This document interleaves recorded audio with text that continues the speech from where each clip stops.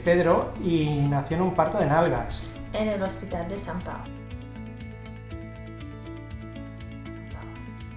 Acudimos al hospital cuando yo tenía 35 semanas.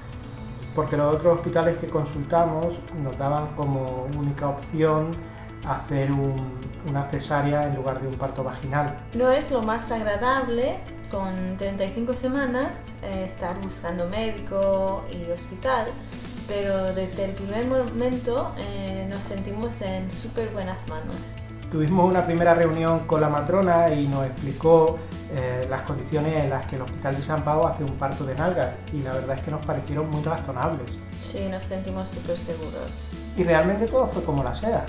Sí, todos los procesos, el trato fue súper humano, nos explicaron todo, nunca hemos tenido miedo. El parto fue fenomenal, muy respetuoso. Y este resultado, que ha salido estupendo. ¿Es que sí, Pedro? ¿Saluda, Pedro?